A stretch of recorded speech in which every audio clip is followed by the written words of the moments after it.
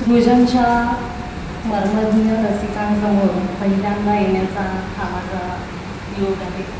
योगच म्हणेल, कारण एका म्हणजे देवांना फोन करतो आपण अडचणीच्या वेळेस, आणि अशा एका अडचणीच्या वेळेस फोन करत असताना आपली जी कमक असते, आपण जे बोलून दाखवतो, म्हणजे मी काम करत आहे इतिहासाच्या संदर्भात, मला काय अडचणी येत आहे हे जेव्हा फोनवर संभाषणातून त्यांनी ऐकलं, तर त्यांनी ठरवलं की पुढचा जो काही एपिसोड असेल किंवा पुढचा जो काही आता 192 आहे, आधीच म्हटलं होतं फेब्रुवारीमध्ये तुम्ही काहीतरी घेऊन सृजनच्या मंचावर आलं पाहिजे. तुमची ही जी काही तगमग आहे ती घेऊन तुम्ही सृजनच्या मंचावर आलं पाहिजे. तर तोच एक धागा घेऊन इतिहास आणि स्थापत्य याविषयी माझं या 4-5 वर्षातलं जे चिंतन आहे किंवा काम करताना ज्या अडचणी आल्या आहेत त्या मला तुम्ही सामान्य, आपण सगळे सामान्य आणि अभ्यासक असतील, संशोधक असतील किंवा जे ज्येष्ठ संशोधक आहे यांच्यापर्यंतचा एक मॅसेज किंवा काय काय अडचणी येऊ शकतात आणि त्याच्यावर सगळ्यांनीच कसं विचार करणं गरजेचं आहे हे मला इथून बोलण्याची फार इच्छा होती.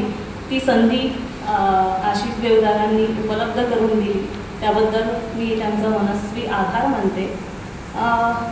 इतिहास हा जे म्हणजे अभ्यासक आणि संशोधक हे कुठल्या भूमिकेतून लिहितात की त्यांचं ते मॅडमनी म्हटलं की सत्यान्वेषण या भूमिकेतून लिहितात.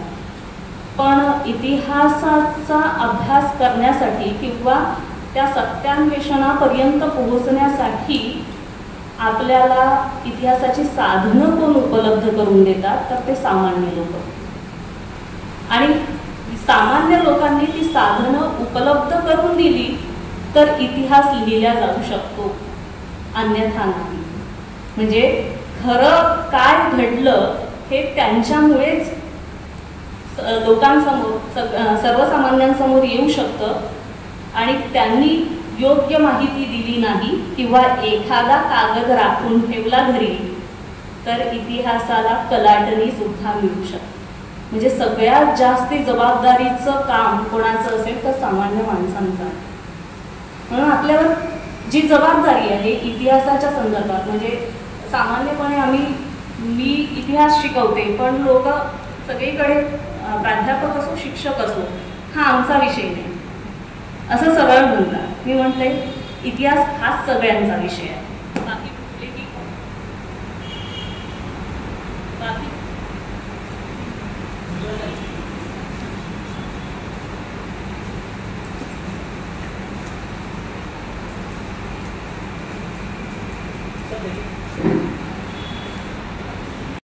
इतिहास हा सर्वांचाच विषय आहे, कारण तो आपल्या दैनंदिन जीवनाचा एक भाग. तर या विषयाला म्हणजे आपण इतिहास जपणं, त्याला आपण इतिहास कशा पद्धतीने जपू शकतो. आपण लहान लहान गोष्टी मुलांना म्हणजे घरादारापासून आपल्या मुलाच्या पाठ्यपुस्तकामध्ये जो इतिहास असतो तेवढाच आपण सांगतो, किंवा शूरवीरांचा जो इतिहास असतो तेवढाच आपण गोष्टी रूपात सांगतो. पण आपल्या स्थानिक इतिहासाच्या बाबतीत अशी जागरूकता पालकांमध्ये नसते. म्हणजे चंद्रपूर हे असे परकोट का आहे इथे, इथपासनं तर एखादी जुनी वास्तू असेल त्या जुन्या वास्तूचं भान पालकांनाच नाही तर त्यांच्या मुलांना कुठून येईल, इथपर्यंतचा आपल्याला प्रवास करायला पहिलं भान आपल्याला पालक किंवा सर्वसामान्य माणूस म्हणून यावं लागेल, तेव्हा आपण ते पुढच्या पिढीपर्यंत सुपूर्द करू शकतो. याचं एक महत्त्वाचं उदाहरण म्हणजे आज आपल्याला मॅडम म्हणाल्या की आपण पाठांतर करत नाही किंवा आपल्याला जुन्या गोष्टी जसे अंगाई गीतं आहेत किंवा जात्यावरच्या ओव्या असतील किंवा खानाच्या बांध्यांवर गायलेली गीतं असतील, ही पाठ का नाही किंवा अभंग पाठ का नाही. म्हणजे तुकारामांचे किंवा ज्ञानेश्वरांचे ओव्या असतील किंवा अभंग असतील आपल्याला पाठ का नाही, कारण आपण मौखिक याच्यातून लिखित याच्यापर्यंत येऊन पोहोचलं आणि आपल्याला आता आपण रिलॅक्स झालो. आपल्याला माहिती आहे की हे सगळं लिखित आहे म्हणून आपण पाठ करत नाही. ही मौखिक परंपरा टिकून राहण्याचं कारण मुळात हेच होतं की आपल्याकडे दुसरी कुठली उपलब्धता नव्हती, पाठ करावंच लागत होतं. म्हणून हा प्रवाह आजीपासून पुढच्या पिढीपर्यंत, पुढे नातीपर्यंत, आणखी पुढे असा येत गेला. आणि आपल्या न शिकलेल्या आज्या पण त्यांच्या तोंडी अभंग होत्या, ओव्या होत्या, तुकारामाच्या अख्खी गाथा होती. हे का, हे कुठून आलं याचा विचार आपल्याला करावा लागेल. मग पाठांतर याच्याशिवाय दुसरा पर्याय आपल्याला नाही. उद्या पुस्तक उपलब्ध आहे, पण तुम्हाला जर वेळेवर काहीतरी मुलांना सांगायचं आहे. मला जर उद्या एखाद्या मुलांनी चंद्रपूरच्या एखाद्या परकोटाचा किंवा एखाद्या दरवाजाचा इतिहास विचारला तर मी काय उत्तर देणार? याच्यासाठी काय पाहिजे? आपली बुद्धी तल्लख असली पाहिजे आणि ती आपल्याला कमवावी लागेल. हे याच्यातून लक्षात येतं. म्हणून सगळ्यात जास्त जबाबदारी जी कोणाची असेल तर ती सामान्य लोकांची. आणि हे का महत्वाचं आहे? जर पुढच्या पिढीपर्यंत आपल्याला आपला इतिहास पोहोचवायचा आहे तर हे महत्वाचं आहे, अन्यथा नाही. मग पोहोचवायचा तर आहे. आपण म्हणतो ना की आपला इतिहास, खरा इतिहास सगळं पुढच्या पिढीपर्यंत गेलं पाहिजे. तर ही जबाबदारी आपल्या सर्वसामान्य लोकांची आहे आणि ती आपण पार पाडली पाहिजे. इतिहासाचे संदर्भ किती महत्वाचे आहे आणि ते जपणं अभ्यासकांचंच काम आहे का? तर नाही. हे सर्वसामान्य माणसाचं काम आहे. आणि ते कशातून पूर्ण होऊ शकतं की लहान लहान नोंदी करून ठेवणं. आपल्याला वाटतं, मी याचं उत्तम उदाहरण देईन की चंद्रपूरचा इतिहास ज्यांच्यामुळे आपल्याला कळला ते अ.ज. राजूरकर. अ.ज. राजूरकरांची पहिली आवृत्ती, चंद्रपूरच्या इतिहासाची पहिली आवृत्ती, दुसरी आवृत्ती आणि तिसरी आवृत्ती असं तुम्ही समोर ठेवून जर विचार केला तर पहिल्या आवृत्तीमध्ये त्यांनी समकालीन इतिहास लिहिला. त्यावेळेस म्हणजे राजूरकर होते त्यावेळेस म्हणजे अगदी 56 पर्यंतचा ज्या वेळेस प्रकाशनाची वेळ होती त्यावेळेस पर्यंतचा त्यांनी इतिहास लिहून ठेवलाय. आता आपण विचार करू की तुम्ही इथे बसलेले आहात आणि सृजनच्या या मंचावर हा कार्यक्रम होत आहे, हे एखाद्याने लिहून ठेवलं आणि त्याचं प्रकाशन केलं तर तुम्ही त्याला आजच्या काळामध्ये त्याला महत्त्व देणार नाही. पण राजूरकरांची पहिली आवृत्ती 1956 मध्ये म्हणजे आता 70 वर्ष पूर्ण होती. 70 वर्षानंतर आपल्याला त्याचं महत्त्व कळतं. म्हणजे हा काळ जावा लागतो. उद्या सृजनच्या मंचावर काय काय घडलं आणि कोण कोण बोलून गेले, कुठल्या विषयावर बोलून गेले याची नोंद इतिहासात होणार आहे. हे त्याचं महत्त्व आहे. म्हणून हे आपण लिहून ठेवणं किती गरजेचं आहे. या नोंदी करून आपण इतिहासाचे अभ्यासक नाही किंवा इतिहासाचे लेखक जरी नसाल तरी नोंदी करून ठेवणं, संदर्भ पुरवणं, इतिहास लेखकांना किंवा अभ्यासकांना, संशोधकांना संदर्भ पुरवणं हे आपलं काम आहे, ही आपली जबाबदारी आहे. म्हणून त्या राजूरकरांच्या पहिल्या आवृत्तीमध्ये जे जे संदर्भ आले त्या काळामध्ये अगदी त्यांनी स्वतः उपस्थित गोंडवन साहित्य संघाचा पण त्यांनी इतिहास लिहून ठेवला. त्यांनी मधुवनमध्ये किती वर्ष ते अंक चालले आणि काय काय त्याच्यामध्ये होतं हेही लिहून ठेवलं. आज आपल्याला त्या अंकांचं, गोंडवन साहित्य संघाचं काम काय होतं त्यावेळेस, कशा पद्धतीने किती किती महत्त्वाच्या लोकांनी त्यामध्ये लिखाण केलं याचे संदर्भ शोधताना कुठेतरी आपल्याला विदर्भ संशोधन मंडळाच्या अंकांमध्ये त्याचे संदर्भ, बिब्लोग्राफीमध्ये, कुठेतरी तळटीपांमध्ये दिसतं मधुवन काय आहे. मग आपण तिथपर्यंतचा प्रवास करतो आणि ते जर मिळालं नाही ना तर मग सामान्य संशोधकांची किंवा तरुण संशोधकांची खूप पंचायत होती. कारण एक संदर्भ जरी मिळाला नाही तरी अस्वस्थ व्हायला होतं जोपर्यंत तो संदर्भ आपल्याला मिळत नाही.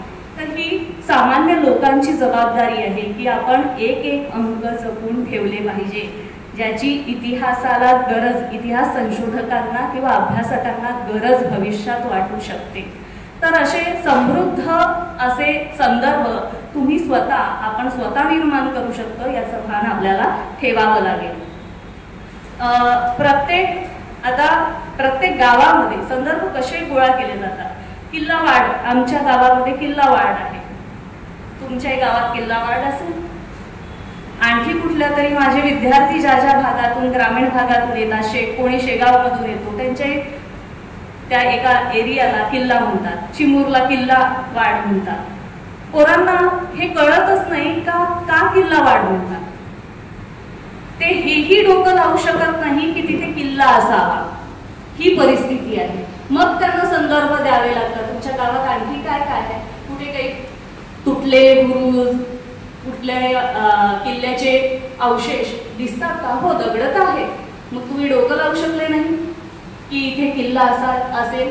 म्हणजे कुठेतरी गोंडांच्या काळात, भोसल्यांच्या काळात कोणीतरी त्या किल्ल्याच्या आत राहत असेल, तिथली व्यवस्था, किल्ल्यावरची व्यवस्था कोणाकडे असेल, याचे संदर्भ आपल्याला लागत जातात. फक्त जिज्ञासा आपल्याला हवी. तर हे आपलं काम आहे. किंवा बरेच गावाचे नावं आहेत, मॅडमनी उल्लेख केला. तर त्या गावाच्या नावामागे पण मोठा इतिहास असतो. प्रत्येक गावाच्या मागे असेलच असं नाही. काही पुनर्वसित गावं असतात, काही एका जागेवरून दुसऱ्या ठिकाणी गेलेली किंवा नामशेष झालेली पण गावं असतात. प्रत्येक गावाला इतिहास असेल असं नाही, पण काही गावांना नेमका इतिहास. मॅडमनी म्हटलं की खुर्द, बुजूर, आणखी असे कितीतरी नावाचे संदर्भ देता येईल की त्याच्या मागे त्या काळामध्ये ती गावं असावी, हा आपल्या म्हणजे जी व्यवस्था त्या काळामध्ये होती, मुघलांच्या काळामध्ये ज्या पद्धतीची नावं ठेवल्या गेली, त्या काळामध्ये ती गावं असेल, हा विचार आपण केला पाहिजे. आडनावांच्या आडनावांवरून सुद्धा इतिहासाचा आपल्याला मागोवा घेता येतो. म्हणजे इतिहासामध्ये त्या आडनावाच्या लोकांचं, म्हणजे सामान्य लोकांची आडनावं पहिले जाती याच आडनावाच्या ठिकाणी होत्या, हे आपल्याला माहिती असलं पाहिजे. प्रत्येकाच्या नावाच्या मागे आडनावच होतं असं नाही. तुम्ही जुने 1900च्या याच्या जन्मनोंदी जर नगरपालिकेमध्ये किंवा इतर ठिकाणी ग्रामपंचायतमध्ये जर शोधून बघितल्या, तर प्रत्येकाच्या नावाच्या मागे आडनाव नाही. बऱ्याच बहुसंख्य लोकांच्या आडनावाच्या ठिकाणी त्यांची जात आहे. तर हे आपल्याला लक्षात घ्यावं लागेल की आडनावं आपली कुठून आली, त्याचा इतिहास काय, की अशीच ती ब्रिटिशांच्या काळामध्ये आडनावांची नोंद देण्यासाठी काहीतरी त्याच्या गुणांवरून कामावरून ती आडनावं ठेवल्या गेली, हाही एक म्हणजे संशोधनाचा भाग असू शकतो. इतिहास आणि इतिहासाचे संदर्भ हे अशा पद्धतीने आपण जपू शकतो की लहान लहान गोष्टीच्या नोंदी. मला आज एखादं गाव काहीतरी वेगळं दिसलं आणि एखाद्या वेगळ्या गावाला गेले, त्याच्या नावाचा इतिहास मला जर कळला, तर त्याची नोंद मी करून ठेवली पाहिजे, हे आपलं कर्तव्य आहे. त्यानंतर कुटुंब, कुळ असेल, वंश असेल, गाव, नगर किंवा तालुक्याचा, जिल्ह्याचा, अशा वेगवेगळ्या स्तरावरचा इतिहास आपल्याला त्याच भूमिकेतून, म्हणजे एकदा जिज्ञासा निर्माण झाली की मग आपण पुढचा प्रवास करतो. म्हणजे एकदा काळोख्या याच्यामध्ये आपण खोलीमध्ये गेलो तर कुठेतरी उजेडापर्यंतचा प्रवास आपला होतो, उजेड शोधतोच आपण. तर तसं हे आहे. तर भुयारामध्ये जाण्यासारखं हे आहे आणि तुमच्या हाती काहीतरी लागतंच, हे आपल्याला लक्षात घ्यावं लागतं. त्यानंतर ही जिज्ञासा शिक्षण आणि खूप शिकूनही मिळतं अशी नाही, म्हणजे इतिहासाची जाण खूप शिकूनही मिळते अशी नाही. याचं एक उत्तम उदाहरण मी माझ्या घरचं सांगते की ज्यावेळेस मी वारसा नावाचा उपक्रम सुरू केला की यूट्यूबवर त्याचे वेगवेगळ्या ठिकाणी जाऊन पहिले अभ्यास करायचा आणि त्याच्यानंतर त्याचं रेकॉर्डिंग करायचं आणि ते माझ्या आजीला माझ्या मामेभावानी तो व्हिडिओ दाखवला. 4था वर्ग शिकलेली माझी आजी मला म्हणते की आपल्याच तालुक्यामध्ये सागर नावाचं गाव आहे, तिथे मी जुन्या अशा मूर्ती बघितल्या, तू तिथे जाऊन बघ. ही जाण आहे. त्याच्यासाठी वेगळ्या काही याची गरज लागत नाही. कुठे तिने पेपरमध्ये कुठल्या तरी मूर्तीची बातमी वाचली तर ती माझ्या लहान मामे भावाला म्हणते की ही तिला पाठव, ती व्हॉट्सअपवर पाठव. तर ही जाण आहे. म्हणजे त्याच्यासाठी आपलं खूप शिकलेलं असलं पाहिजे याची गरज नाही. तर हे काहीतरी आहे, समोरचा व्यक्ती याच्यावर काम करत आहे तर मी त्याच्यापर्यंत ते पोहोचवलं पाहिजे ही जाणीव आपल्यामध्ये निर्माण होणं हे गरजेचं आहे. आणि मग भानावर येणं काय तर ते त्याच्यापर्यंत पोहोचवणं आहे. जाण म्हणजे काय, हे त्याच्या उपयोगाचं आहे आणि ते त्याच्यापर्यंत पोहोचवलं पाहिजे हे भान आहे. तर ह्या सगळ्या गोष्टी किंवा वारसा उपक्रम सुरू केला तेव्हापासून पाटाळा नावाचं गाव आहे वणी वरोरा मार्गावर, तिथल्या एका गृहस्थांचा मला प्रत्येक व्हिडिओच्या या खाली कमेंट, मॅडम तुम्ही आमच्या गावाला या, आमच्या गावाला ऐतिहासिक वारसा आहे, त्याच्या गावापासनं तर इथल्या मंदिरांपर्यंत सगळ्या गोष्टी मी तुम्हाला दाखवायला तयार आहे. तर ह्या गोष्टी आपल्या गावाबद्दलची, आपल्या आजूबाजूच्या इतिहासाबद्दलची ही जाण आपल्याला जास्ती कार्यशील करत असते. त्यानंतर आणखी एक गमतीचा भाग सांगते की त्याच तशाच एका काम करतो म्हणताय तर सगळेजण आपल्याला कळवतात की कुठे मूर्ती आहे, कुठे काही आहे. तर असंच एक फोन मला आला की